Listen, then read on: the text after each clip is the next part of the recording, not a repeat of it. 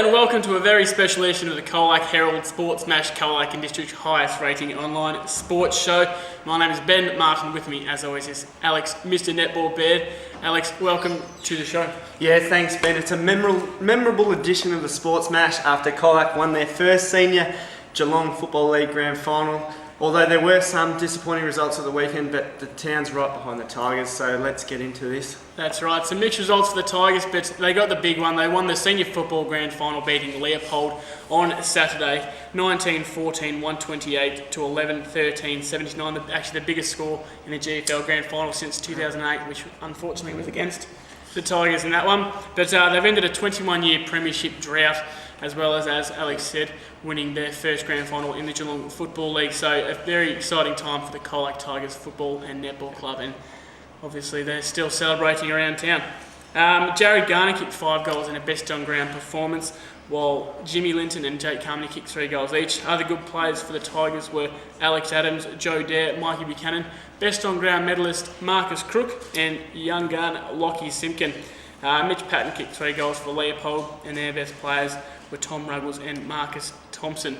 So very exciting times for Colac. Unfortunately, couldn't mirror the efforts in the reserves football, with the Tigers losing to South Barwon, the minor premiers, 6-11-47 to 9-8-62, despite having the same amount of scoring shots.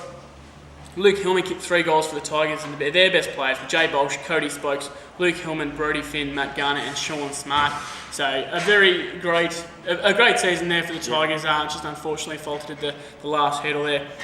Former Birregurra footballer Steve Saligin kicked 2 goals for South Barwon, while their best players were Ben Dodds and Michael Crossett, with Will Mars taking home the best on-ground medal.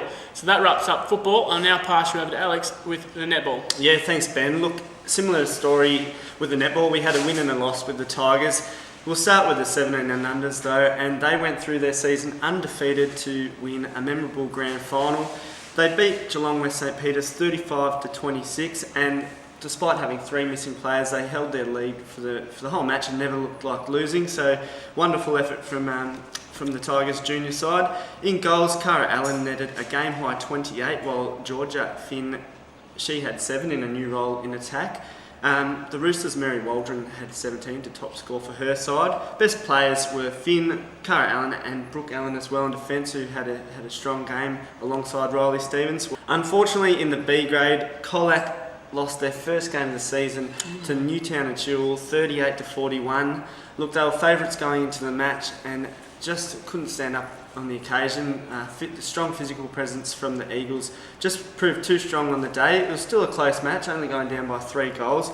But a young side in goals and probably just experience from Newtown and Chewell's in final got them over the line against Colac. Best players though for the Tigers were Ellie Coolhan, Stacey McCarthy and Lauren Theodore, while Cara Allen backed up her strong game in the 17s with 27 goals in attack, and Emily Murfitt scored 11 for the Tigers. For the Eagles, Jamie Lowe netted 28 and Kate Jeans was named best on court for the decider. And Ben, just lastly, we've got the AFL Grand Final coming up.